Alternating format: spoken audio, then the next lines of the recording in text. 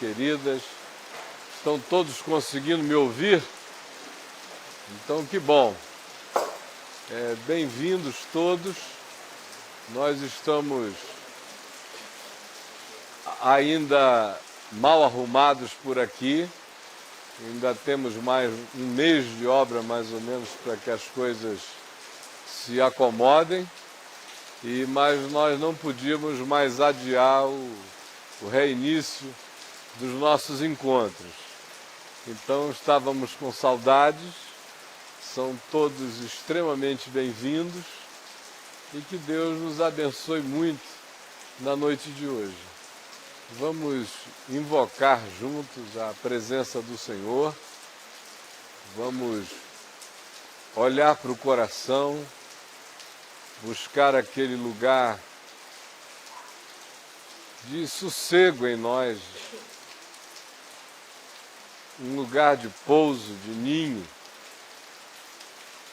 fazer aquietar a alma como a criança desmamada se aquieta nos braços da sua mãe e podermos dizer assim é para contigo, ó Senhor, a minha alma. Mamada e deitada e descansada e largada e engolfando no ombro do Pai, porque está farta e confiante. Senhor Jesus, nós te invocamos e pedimos que tu venhas derramar o teu Espírito sobre todos nós aqui, que nós não percamos a chance desse encontro, do que ele pode nos possibilitar, nos favorecer não apenas hoje, mas para o resto das nossas vidas. Por isso eu quero te pedir que a simplicidade da tua palavra prevaleça contra todas as nossas fortalezas mentais e distrações e sentimentos misturados e agitações mentais, ou o que quer que seja. Permite que o coração apenas aproveite e descanse e relaxe e sorva e beba, e guarde, e decida, e ponha-se em pé, e ande melhor e ande firme. É o que nós te pedimos, é o que eu te peço, é o que nós desejamos. Em nome de Jesus.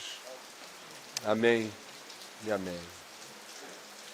Vamos abrir no Evangelho de Mateus,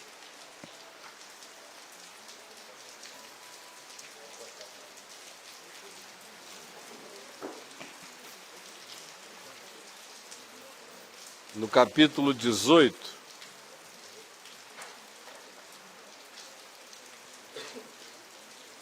Evangelho de Mateus, capítulo 18. Todo mundo atento? Todo mundo aqui? É importante que vocês fiquem aqui. Se vocês não ficarem aqui, não tem reunião, entenderam?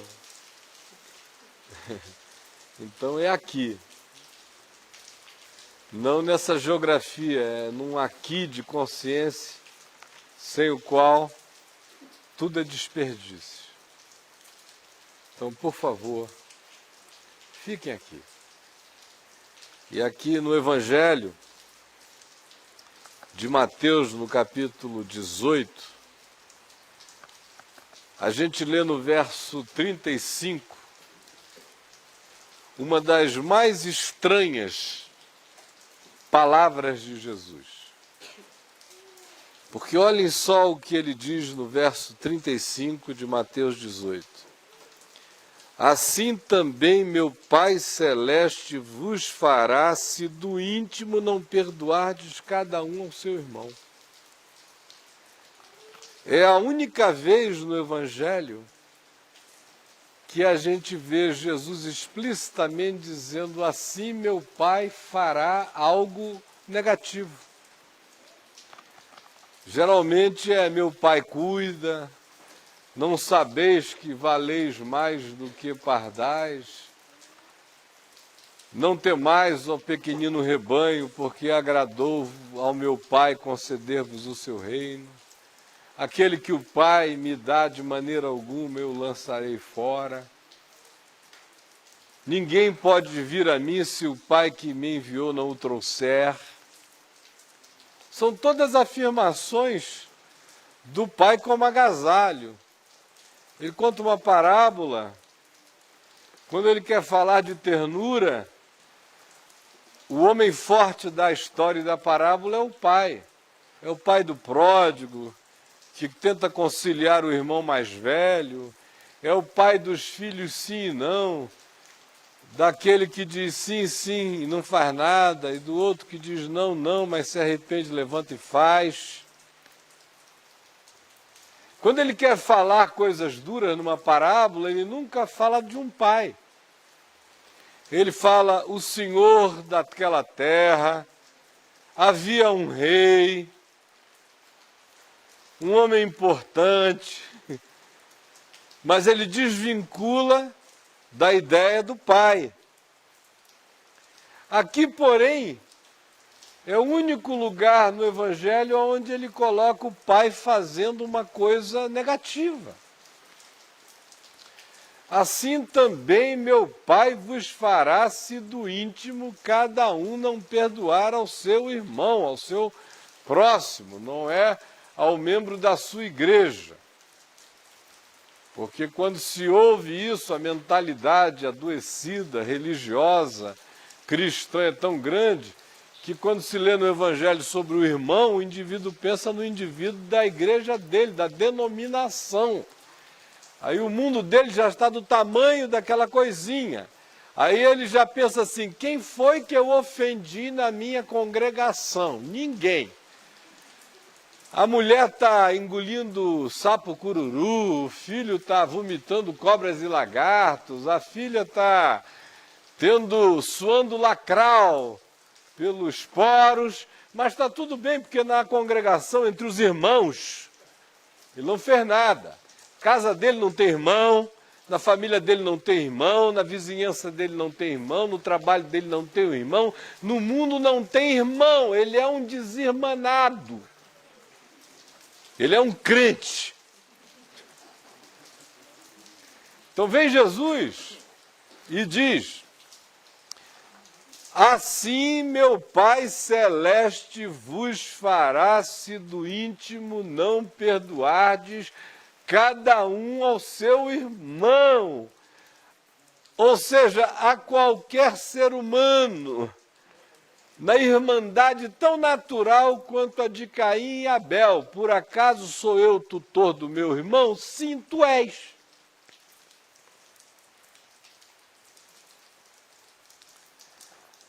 Aí a gente pergunta, mas em relação a que é que ele disse essas palavras de que o Pai Celeste vai fazer?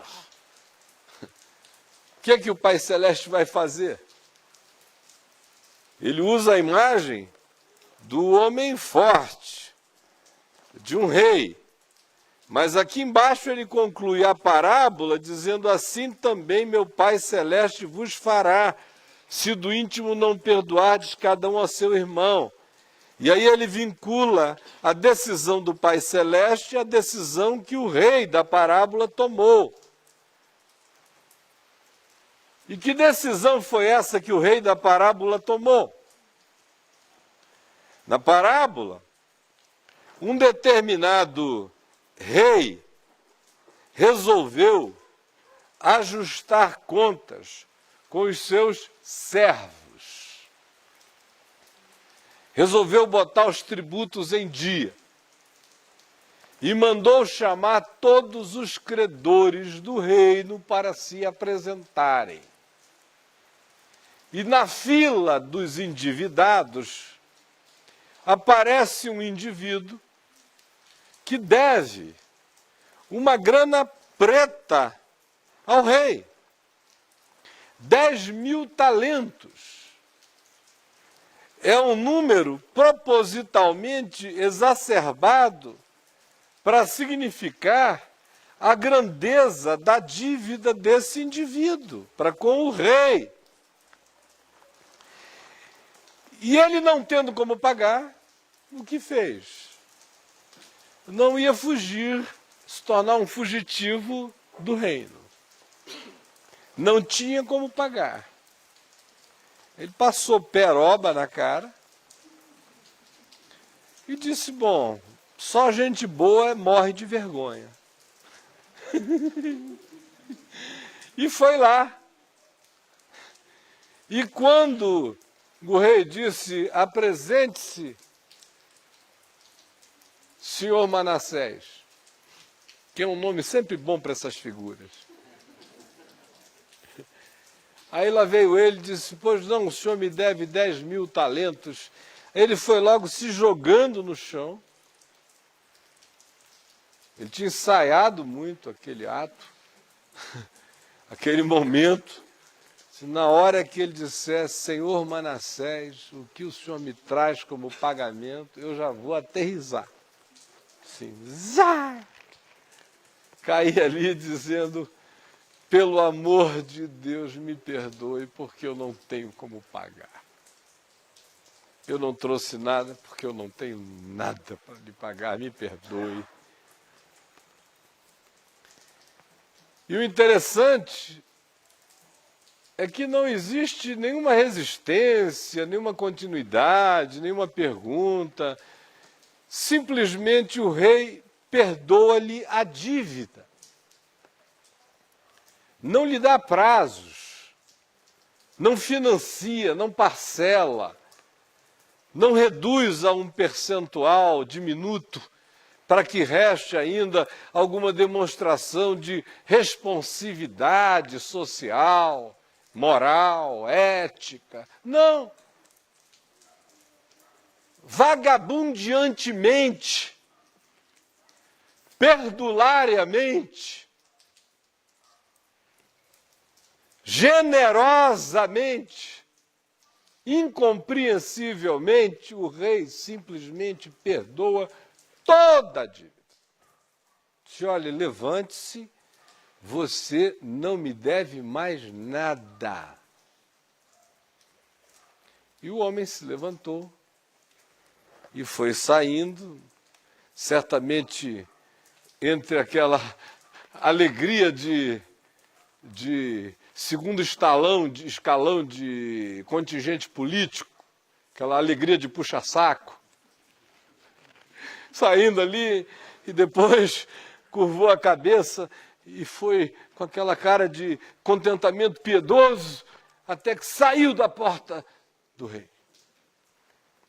Aí quando ele saiu, todo mundo que estava naquela fila na qual ele estivera era gente endividada.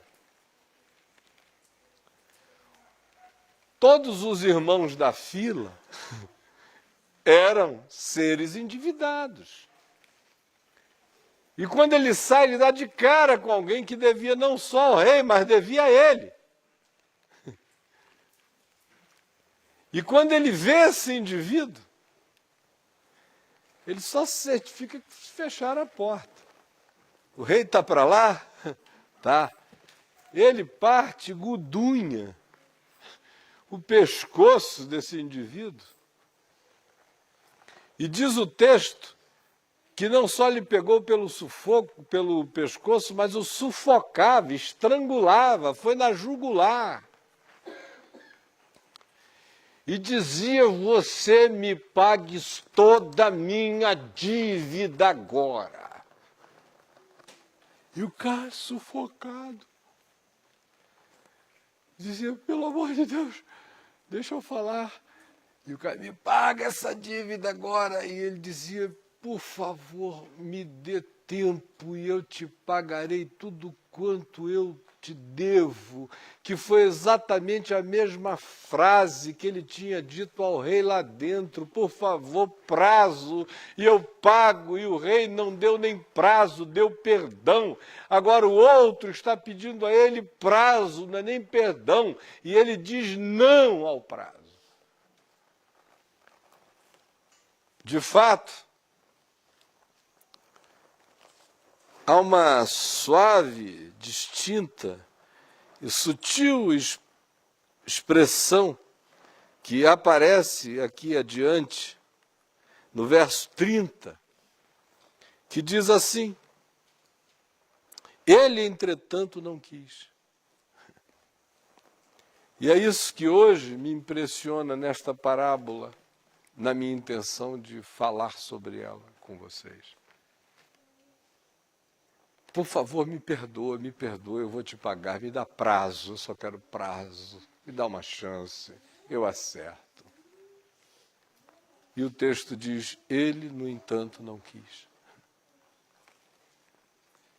E o que ele fez foi ordenar, com o direito legal que ele tinha, que aquele homem fosse entregado, jogado na prisão. Foi o que ele fez. Lançou-o na prisão até que saldasse a dívida, mostrando que ele estava muito mais interessado na vingança do que no recebimento, porque um homem preso não tem como pagar dívida nenhuma. Se a intenção dele fosse receber alguma coisa e não humilhar o próximo, no mínimo ele lhe teria dado tempo, prazo e liberdade, porque aprisionado é que ele não teria como ressarcir. Portanto, a intenção dele se mostra tanto mais quando se veja mais perversa ainda, porque não existe nem mais a gulodice financeira pelo recebimento, mas o que já está presente é o ato vingativo e perverso que condena o outro à impotência de existir como um endividado sem ter meios de sair daquele atoleiro. Aí o que aconteceu? O texto diz que os seus companheiros viam o que tinha passado. E essa é uma outra expressão sobre a qual eu queria pensar com vocês hoje à noite. Vendo, pois, os seus companheiros o que tinha acontecido, foram e falaram ao rei. Falaram ao rei. E o rei então o chamou de volta. Ele disse: servo malvado, não te perdoei eu toda aquela dívida, 10.000 talentos. Como é que tu enforcas, oprimes e lanças no cárcere um homem que te devia infinitamente menos? E não tiveste a capacidade de estender, nem que fosse por malandragem, se não fosse por bondade, um pouco de graça a ele. Mas porque tu não soubeste tratar o teu próximo com a graça com a qual eu te tratei, porque tu não soubeste dizer: perdoa as nossas dívidas, assim como nós perdoamos aos nossos devedores, eu te envio agora para o cárcere, entrego-te nas mãos dos verdugos, e tu serás maltratado e torturado no cárcere, não sairás de lá até que tu pagues o último centavo.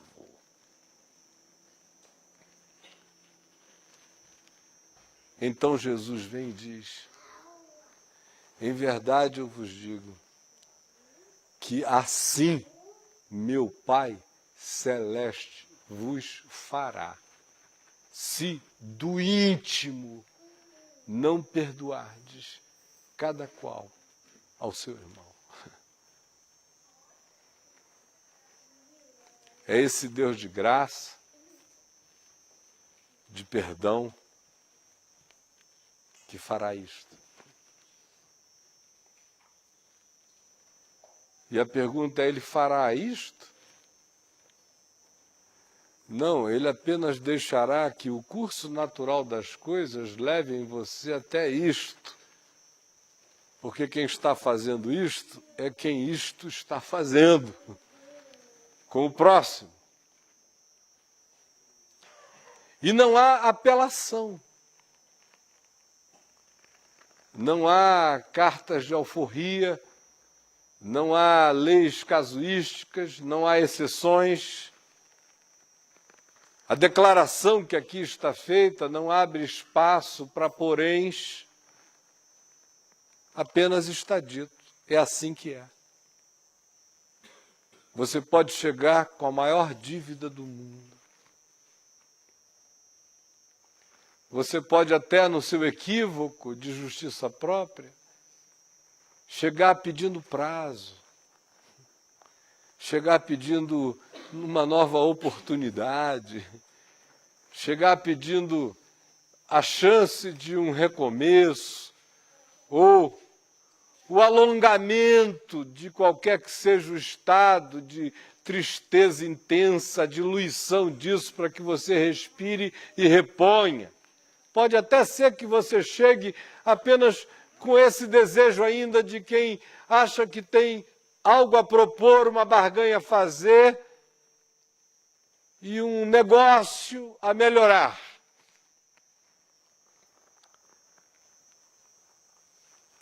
Mas o que Jesus disse que nós não devíamos fazer, ele o disse porque não é assim que ele faz. E o que ele disse? Ele disse, a ninguém empresteis coisa alguma. Se você for fazer alguma coisa, dê. Você pode até entregar sem dizer que está dando, mas no seu coração doe quando você emprestar. Ou não empreste. Simplesmente porque com Deus não existe empréstimo. É por essa razão é que ele diz, dê. Explicitamente, loucamente, desvairadamente, dê. A ninguém empresteis coisa alguma. Antes, dá. Porque esse é um princípio de tudo quanto seja princípio de vida. Porque o Pai Celeste não empresta, não alonga prazos. Pai Celeste perdoa. Perdoa-me, perdoado tu estás. Ele não diz, olha, perdoei aquela parte da dívida, esta outra não. Estou analisando o caso. Perguntarei aos auditores, verificarei o nível da irresponsabilidade nessa situação específica. No mais, perdoado tu estás, não existe isso. O Pai Celeste não empresta, o Pai Celeste dá, ele é graça. Graça não empresta, graça dá. Não existe empréstimo na graça. Graça que empresta não presta. Pai Celeste dá. Mas ainda que o cara chegue no equívoco pagão de dizer, me empresta, ele vai receber a graça que dá, que perdoa. Definitivamente, que diz, hoje mesmo estarás comigo no paraíso, que resolve a parada num átimo, no momento, passa da morte para a vida, da culpa para o perdão, da condenação para a absolvição. É instantâneo, é fé, é apropriar-se, é crer na declaração do rei, que diz, tu estás perdoado. Ou é como os milhares de pequeninos que creram na palavra de Jesus, que lhes disse, filho, filha, estão perdoados os teus pecados. Agora, do momento em que entra essa consciência de perdão na gente, no momento em que eu chego e celebro a graça de Deus que não me fez empréstimos, não me fez propostas, ao contrário, disse: está consumado, tetelestai, está pago. E também no mesmo momento em que a minha interpretação disso não seja moral nem comportamental, porque se ela for moral e comportamental, eu nunca vou achar que eu tenho débito algum com Deus, provavelmente. Eu me torno um fariseu, que digo: eu dou o dízimo, eu não quebro o 7º mandamento, eu, para todos os efeitos, não tenho Deus nenhum, só um Deus. Eu não honro o sábado, mas o domingo eu não falto às reuniões. A meu pai e minha mãe, eu frequento as feijoadas e todas as festas da casa e dou presentes a eles. Passo a mão na cabecinha deles. Eu não digo falso testemunho, fofoco um pouco, mas nunca nada legal. Não tem legalidade na minha fofoca. Se for chamado em juízo, eu nego tudo e digo que eu não vou prejudicar esse irmão.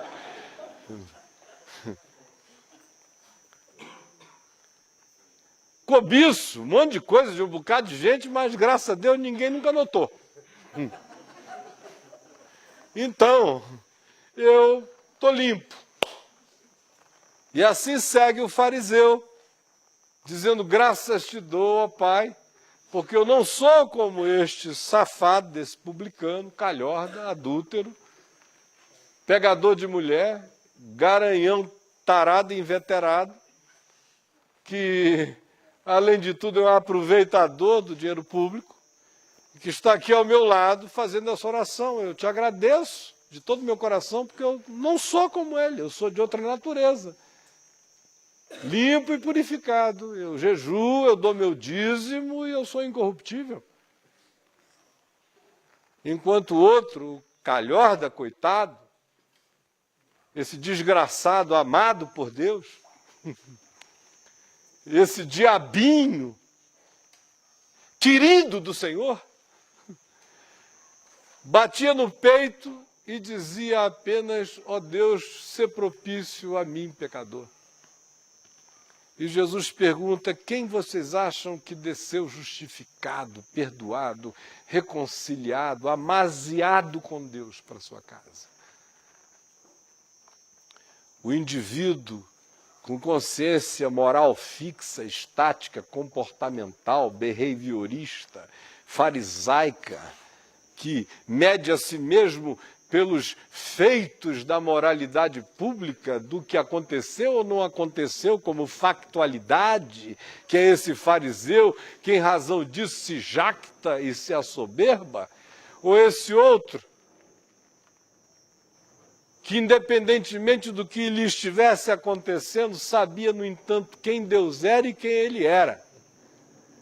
E por isso apenas pedia misericórdia e não pedia emprestado. Não fazia barganha e não sugeria equivalências e nem comparações, simplesmente dizia: tu és e eu não sou, mas tu és amor e eu peço que tu sejas propício a mim, que tu hajas com graça. Eu não quero empréstimo, minha dívida não pode ser paga, ou tu me perdoas ou eu estou liquidado.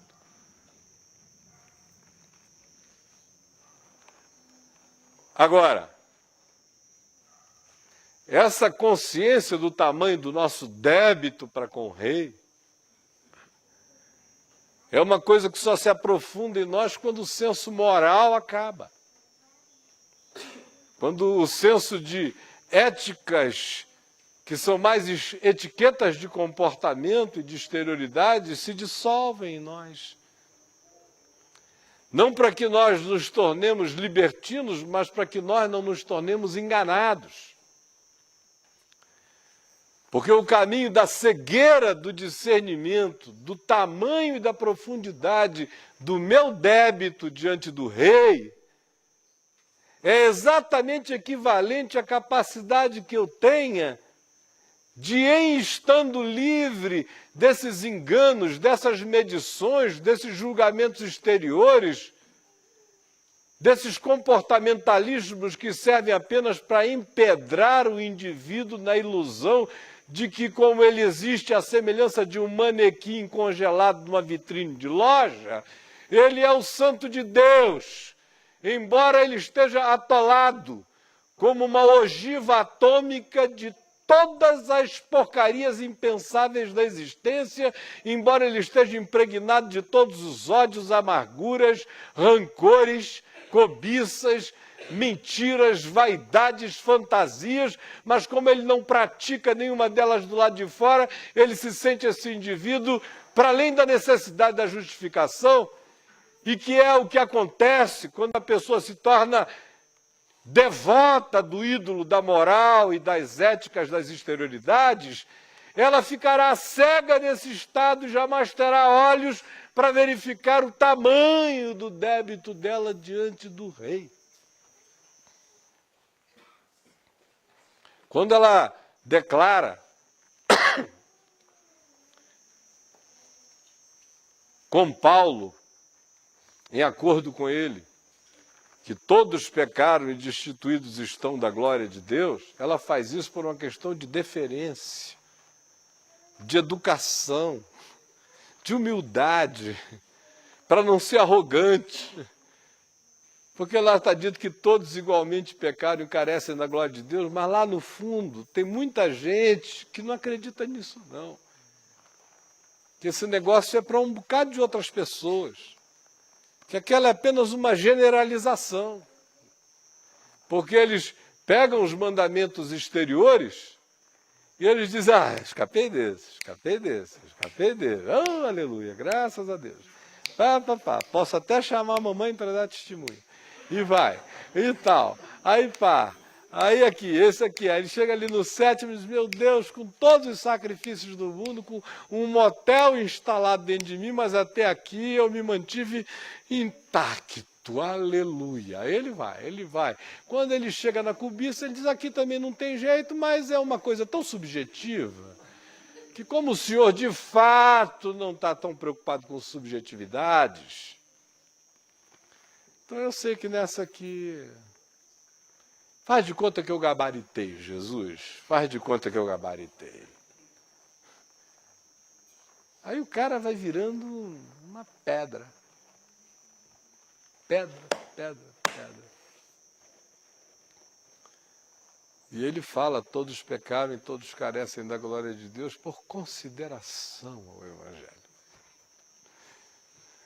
Para não soar arrogante. É para isso. Mas lá no fundo não é assim, não. Os safados estão todos longe dele. Os calhordas não são ele.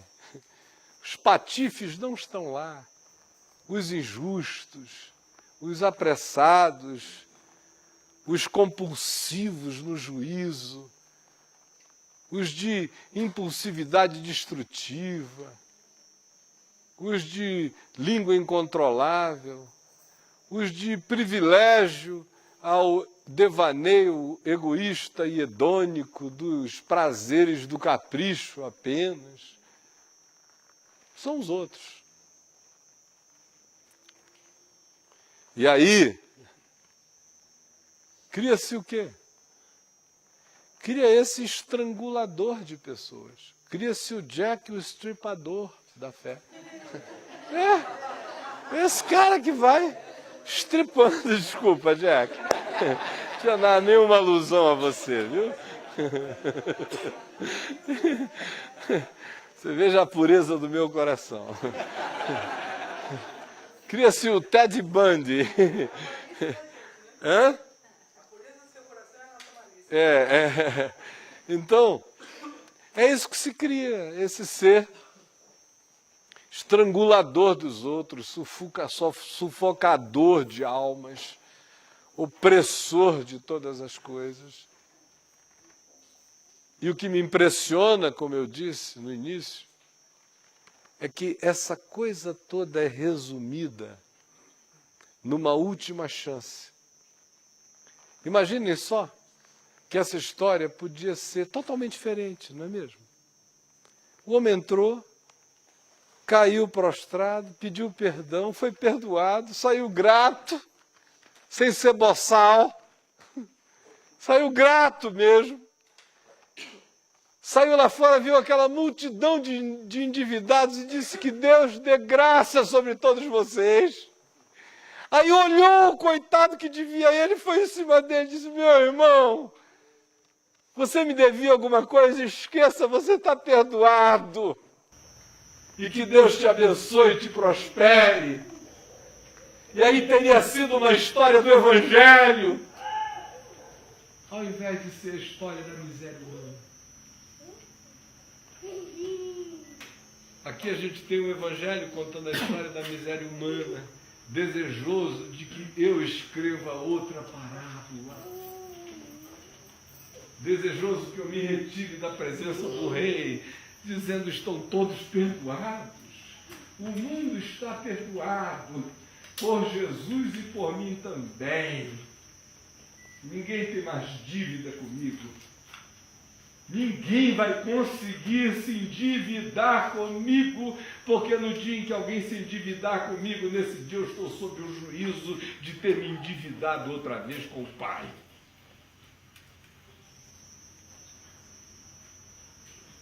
Agora o trágico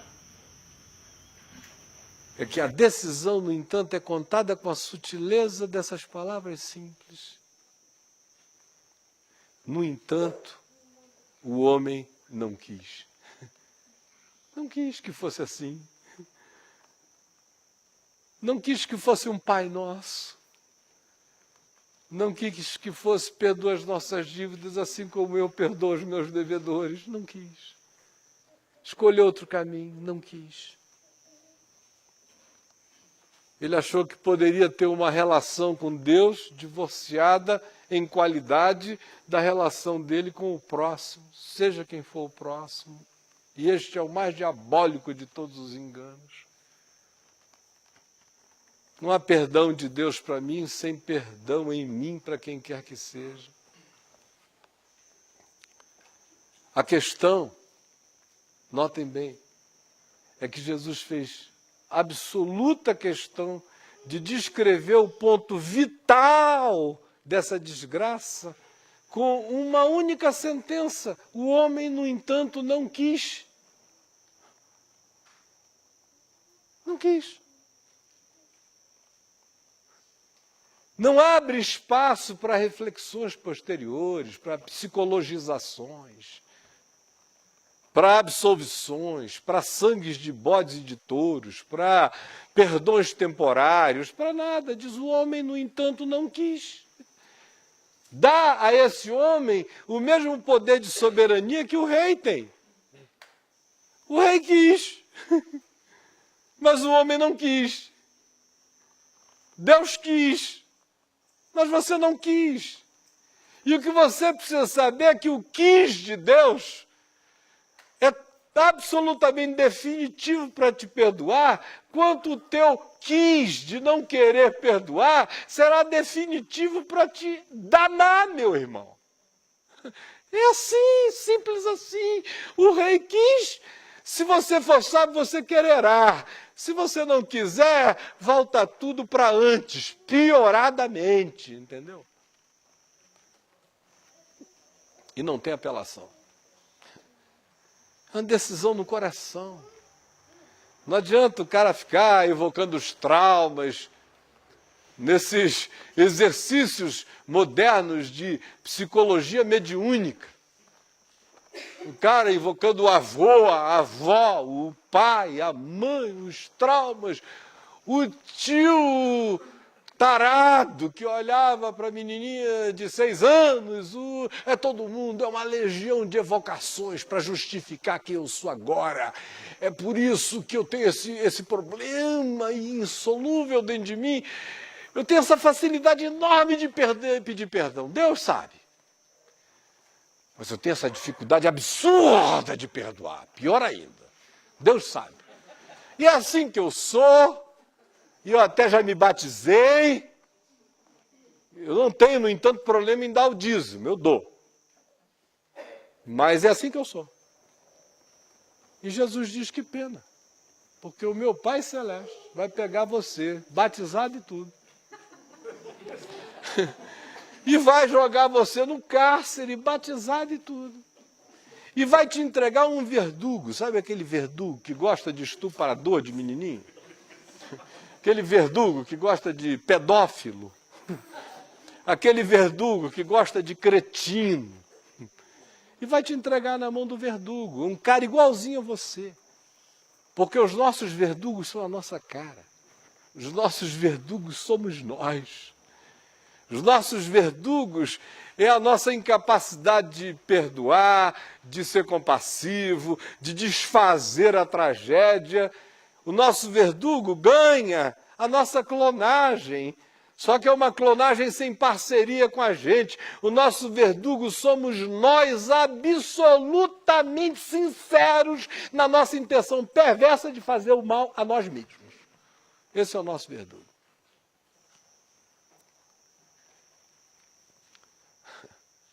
Quem quiser saber como será tratado pelo pai, veja como trata o irmão. Simples assim, não tem teologia. Não precisa reunir um concílio para decidir isso não, está feito. E o que me impressiona é a sutileza dessa declaração de Jesus, dizendo que os seus companheiros viram isto e foram falar com o rei. A gente fica pensando que pode fazer gestão desse negócio. Que se ninguém vir a nossa facada, se a pessoa não perceber que a gente já está envenenando, botando gotinha todo dia, para ela morrer daqui a 1 ano e 6 meses. Mas ela não está notando que eu estou aqui botando.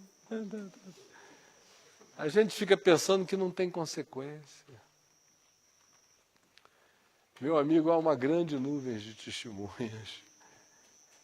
Além de que o Senhor é aquele que tem 7 olhos como chamas de fogo e que vê e consome todas as coisas, Jesus fez questão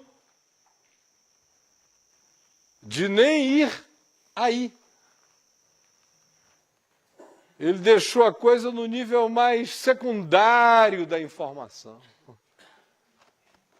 As miríades de energias que vazam, de informes angelicais, de revoltas espirituais, de raivas de anjos. Se eu pudesse assim dizer, anjos com raiva de você.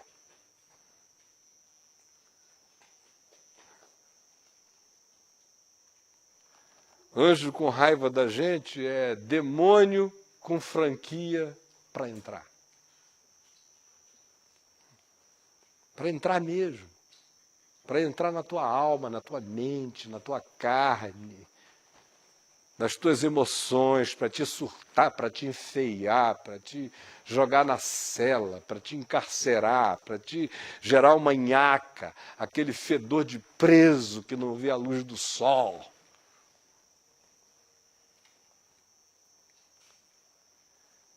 Gera esse mundo psicológico escuro, de sombra, de fantasma, de culpa, de conflito, de ódio, de demônio na noite, de pesadelo, de pânico,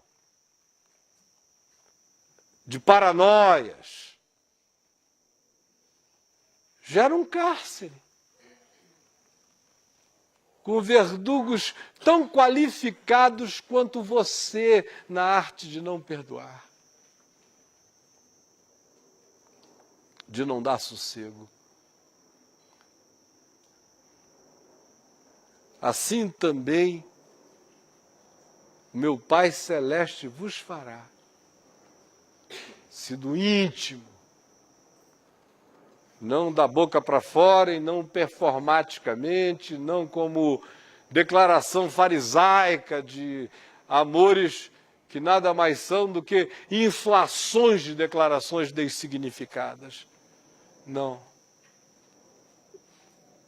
Assim meu Pai Celeste vos fará, se do íntimo não perdoardes cada um ao seu pai, à sua mãe, ao seu filho, à sua mulher, ao seu marido, ao seu inimigo, ao seu patrão,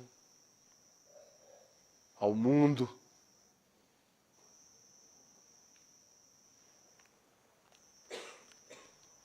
E aí eu queria dizer uma coisa, com isto não há aqui nenhuma palavra de perpetuamento de relações não sadias e adoecidas, não é isto.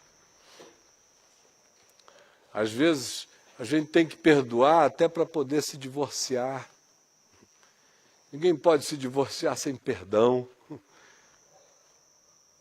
Nunca deve ser a falta de perdão que gere um divórcio.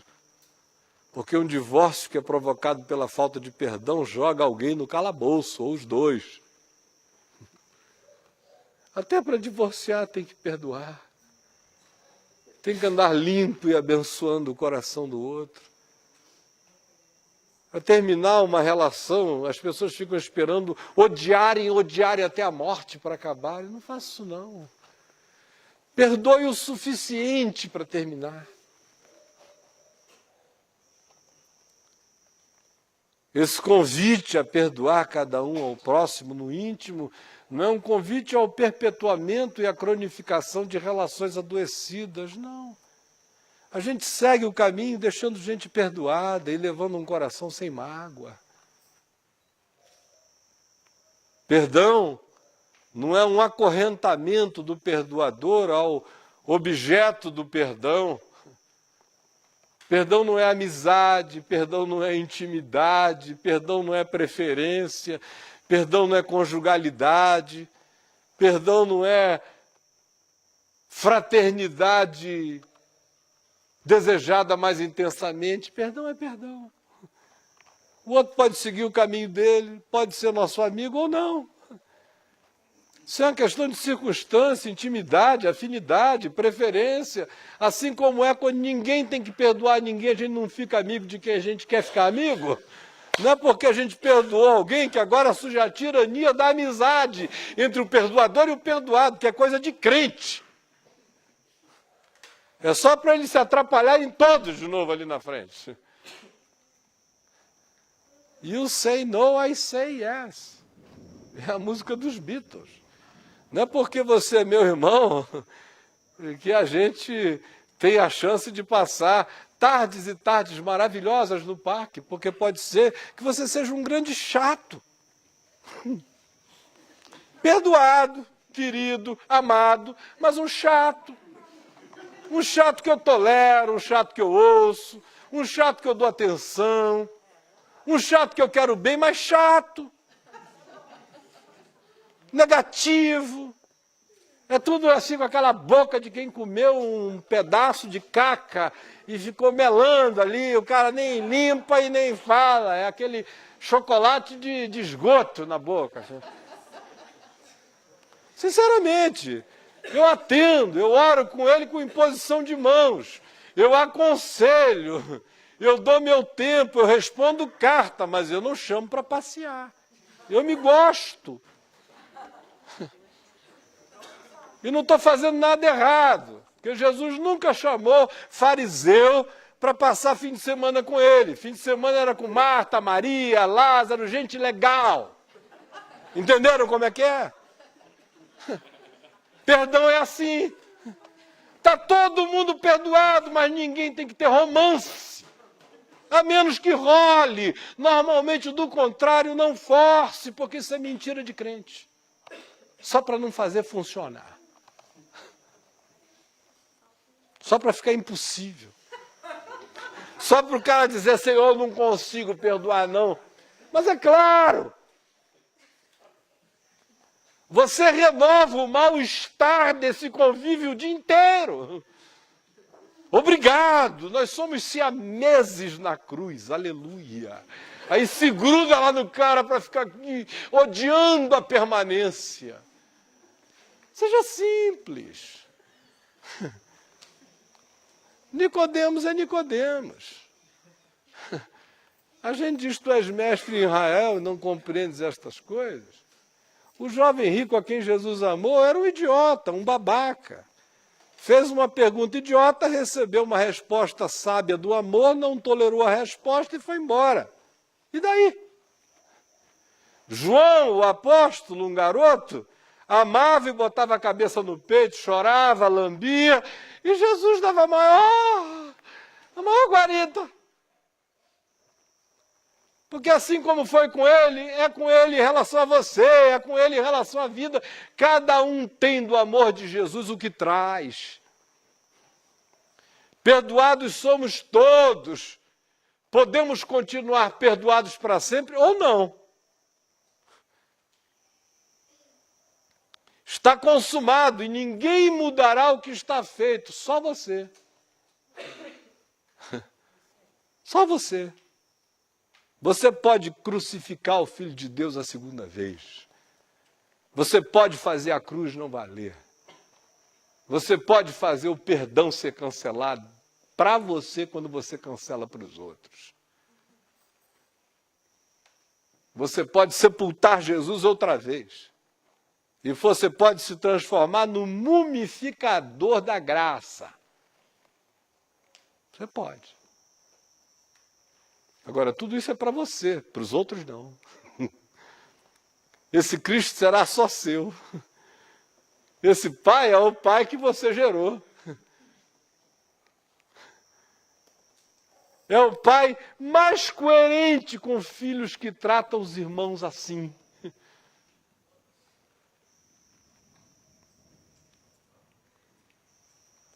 Cuidado, porque tem um bocado de companheiro falando por aí. E não é fofoca de crente, é de anjo. A teu respeito.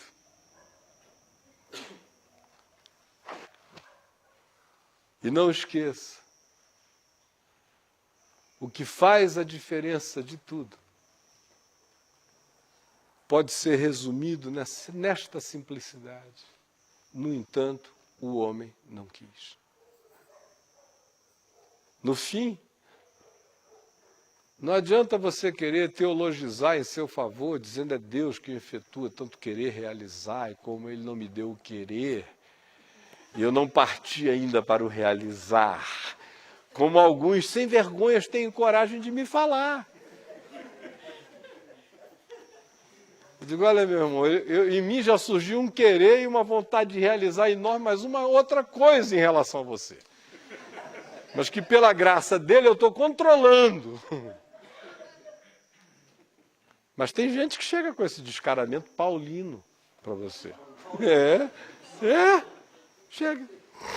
Aí então eu não fui. Ainda eu estou pedindo convicção do Espírito para ir. Perdoar este irmão. Aí depois não quis. Eu não senti no coração. Para ser piedoso, ele diz assim, eu não senti no coração. Eu não quis. E esse quisinho aí faz a diferença entre abrir as salas do reino ou abrir a sala do calabouço. É um quis. A gente fica pensando que tem que trovejar. Não. É uma decisão simples e silenciosa de dizer não. Esta pessoa não tem chance em meu ser. É matar o outro com essa decisão. Quis. Agora, você pode não ter poder nenhum para nada. Nem para comprar um pão na padaria, saindo daqui. Mas você tem poder de não querer perdoar alguém. Esse poder você tem. Esse poder todos têm. Ao mesmo tempo que você tem o poder de perdoar. Pode não ter recursos nem poder para mais nada, mas esse poder você tem. E aí você é soberano. Praticamente tão soberano quase como o rei. Com a diferença que sobre ele não tem julgamento, porque ele é bom e justo.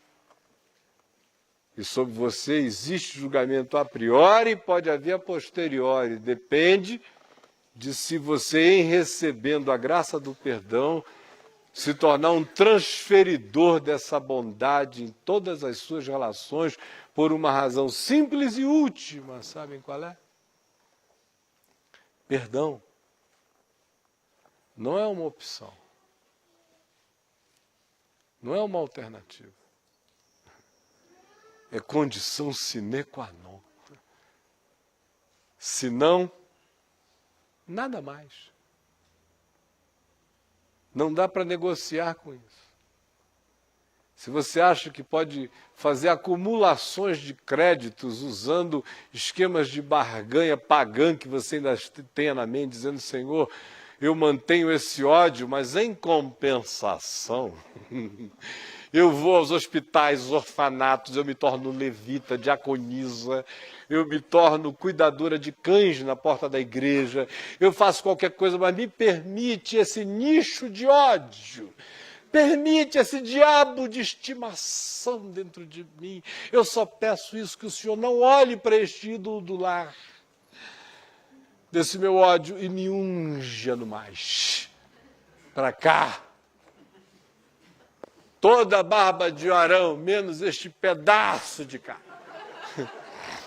Me unge, Senhor.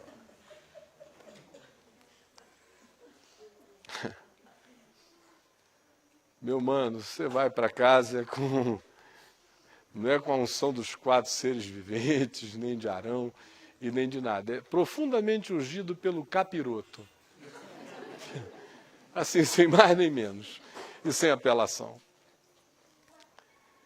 Se ouve o que eu estou dizendo hoje, diz, poxa, interessante, mas graças a Deus hoje eu não estou precisando desta palavra.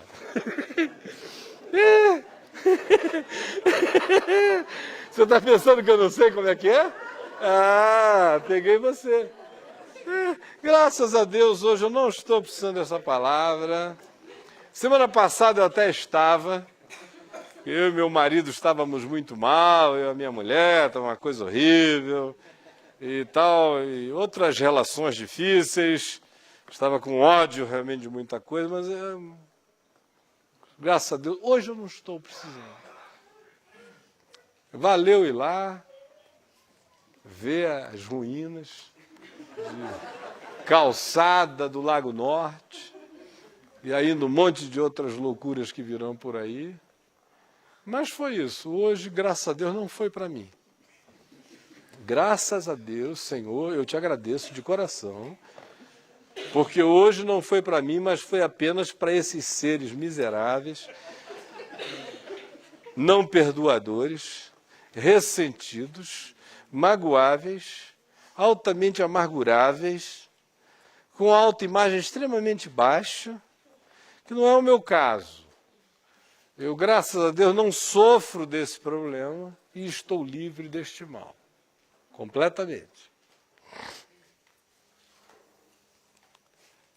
E eu peço apenas que o Senhor tenha misericórdia daquele ex-namorado, cretino, safado, que semana passada eu descobri que estava saindo com a minha melhor amiga e ficando ainda com uma levita da igreja. E eu te dou graças porque eu estou livre disso, mas... Aliás, eu vim hoje aqui a essa reunião na Tenda do Caminho, assim, esperando um lufa-lufa de alívio teu, mas graças a Deus que eu já estou livre disso, porque eu já consigo agora, Senhor, já não mais desejar que ela se arrebente toda. Eu estou extremamente feliz, me satisfaria apenas se ela também não ficar com ele, para ela aprender o teu juízo. E porque ela precisa, de fato, de um corretivo teu. E, Senhor, não estou te dando ideia. Não estou.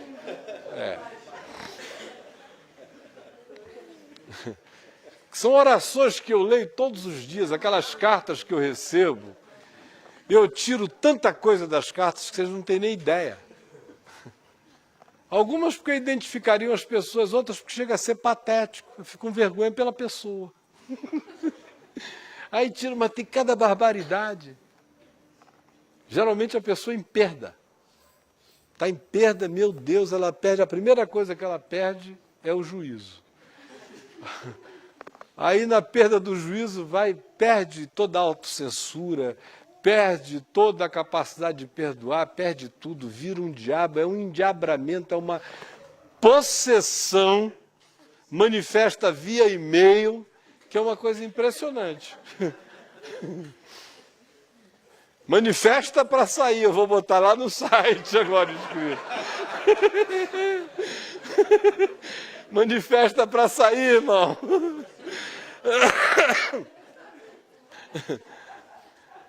Mas enfim,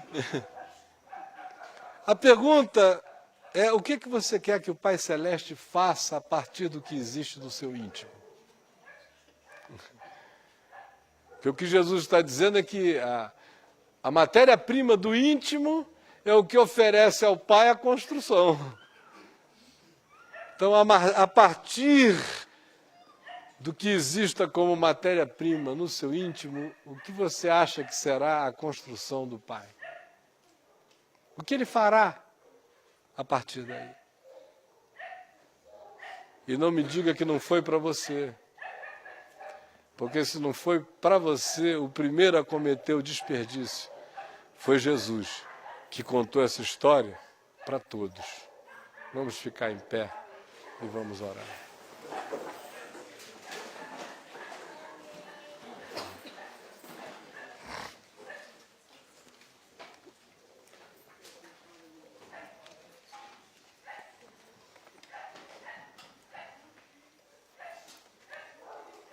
Pai nosso que estás nos céus, santificado seja o teu nome, venha o teu reino, seja feita a tua vontade, assim na terra como nos céus. O pão nosso de cada dia nos dá hoje. Perdoa as nossas dívidas, assim como nós perdoamos os nossos devedores. E não nos deixes cair em tentação, mas livra-nos do mal, pois teu é o reino, o poder e a glória para sempre. Amém. Pai, que no nosso íntimo haja apenas as coisas concernentes à misericórdia que nós temos recebido e que tem nos feito gratos, com uma gratidão que se transforma em graça, em perdão, em misericórdia, em bondade, que não nos faz necessariamente nos tornarmos românticos para com todas as criaturas, mas nos torna com certeza limpos, abençoadores, cordiais, generosos e desejosos do bem e praticadores do bem sobre todos. Por favor, salva-nos desses verduguinhos que começam do tamanho de uma verruguinha e que vão crescendo para de verrugas se transformarem em verdugos e que sempre tem a cara interior do nosso ser. Sempre nos adoecem com as doenças que nós mantemos nos outros ou provocamos nos outros, que sempre nos desconstroem como nós desconstruímos outros, e que sempre são informadas por uma legião de companheiros, de assistentes, e que veem a decisão simples e desgraçada do nosso ser, de muitas vezes simplesmente não querermos, até pelo capricho mais impiedoso, que nem visa se remunerar, só visa se vingar. Pelo amor do teu nome, nos salva do inferno, porque o inferno é isto. É aí que ele cresce, é assim que ele se estabelece, é assim que ele se ensaia, é assim que ele se desenvolve, é assim que ele nos possui, é assim que ele acaba nos aprisionando, de modo que nós nos tornamos seres ambulantemente caminhando, involucrados pelo inferno, pela cela, com uma alma encarcerada. Pelo amor do teu nome, liberta todos os encarcerados entre nós. Porque o Evangelho é libertação dos encarcerados.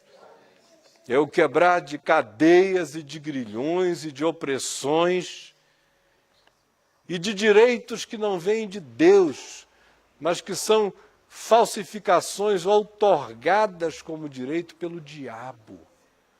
Nós não queremos esses direitos do diabo. Nós não queremos o direito de odiar, nem de nos ressentir. E também não queremos a falsificação do perdão, que tem que se obrigar a se transformar em encontros, em devaneios, em amizades que apenas nos colocam em rotas de enganos maiores. Ajuda-nos a sermos sinceros em tudo. Que o nosso perdão seja sim, sim. E não tenha que lamber o que não é lambível, mas siga limpo, perdoando e perdoado. Pelo amor do teu nome, derrama sobre nós o Evangelho é isto. Derrama sobre nós esta palavra e o mundo inteiro vai se transformar em outra coisa daqui para frente. Implanta em nós esse olhar e nunca mais veremos nada do mesmo modo. Pelo amor do teu nome, é isso que eu te peço. Em nome de Jesus. Amém e amém.